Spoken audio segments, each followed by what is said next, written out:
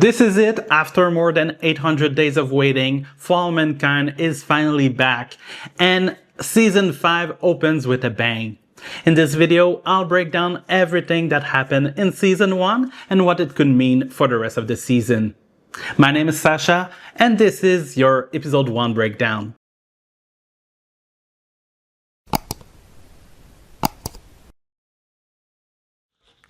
Before I forget, if you enjoy Apple TV breakdowns, recaps, and reviews, that's exactly what I do on this channel, so consider subscribing.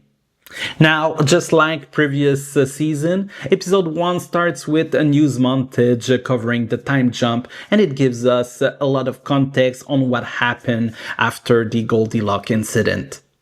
The US moved quickly to arrest those responsible. Samantha Macy was found guilty of conspiracy and sent to prison.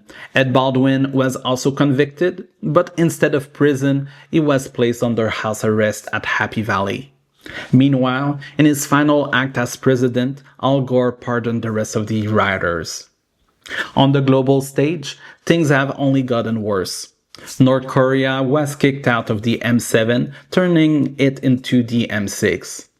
Those M6 nations now control and benefit from the iridium supply. That monopoly has triggered a global recession, massive job losses on Earth, and growing wealth inequality. In response, countries like North Korea, China, and Brazil formed a rival coalition, the ASEAN, in an attempt to break that control. Tensions about iridium control between those two blocs are rising and spilling into events like the Olympics game. Happy Valley was expanded following growing demands for living and workspace on Mars. It transformed the base into a self-sustaining hub. They also added radiation shield at Happy Valley to better protect its residents from radiation and allow them to bring their families, including children, to the planet without suffering negative effect from solar radiation. The wealth gap on Earth has pushed people to desperate measures, with refugees smuggling themselves to Mars in cargo shipments.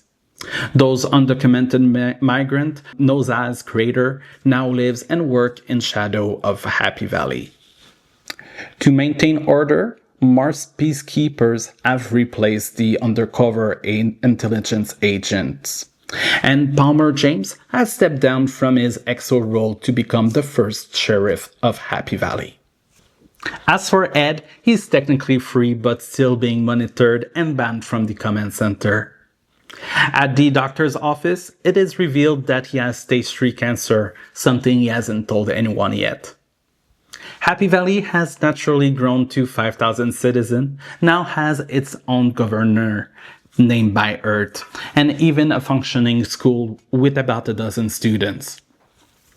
Alex Baldwin, who just graduated high school, feels stuck on Mars with no clear future, while his friends are heading back to Earth for university. During a bike ride, a gift from Dev, he stumbled onto something shocking, a dead body, a first homicide on Mars. Despite her incarceration, Margot continues to receive visits from Alida and provide her with insights into Martian and space-related issues. Alida herself is clearly under pressure, dealing with a limited budget, scaling back Mars research to keep exploration beyond Mars, and also facing Dev's announcement of plans of a brand new city on Mars, 100% sustainable and self-sufficient, called Meru. However, that city's funding still is yet to be approved. The episode ends with a major moment. The Mars peacekeeper arrests Lee Jung-hil for the murder that occurred earlier. So where does all of this go next? It's still early in the season, so it's hard to predict exactly how the story will unfold, but a couple of things already start to stand out. First, I have a feeling that Lee Jung-hil might not actually be guilty. The way the episode sets it up feels a little bit too straightforward. And if he's been falsely accused, that could seriously destabilize an already tense situation on Mars. And then there's Ed. If it wasn't already clear by his age that it would be his final season, that stage 3 cancer revealed is really just too hard to ignore. And it raises a big question. Does he even make it out to the end of the season? Somehow, I'm not ready to actually bet on that. One last thing, I'm sure that Alex longing to go back on Earth will play a part of the equation at some point during the season. I just don't know how and when.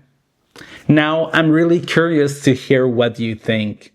Do you think that Lee Jung-gil is actually guilty? Or is this a setting for something bigger in the season? What will happen next? Let me know your thought in the comments. And if you enjoyed this breakdown, don't forget to give the video a like. It really helps the channel. And if you want more For All Mankind coverage, I'll be breaking down every episode this season. Till next time, ciao.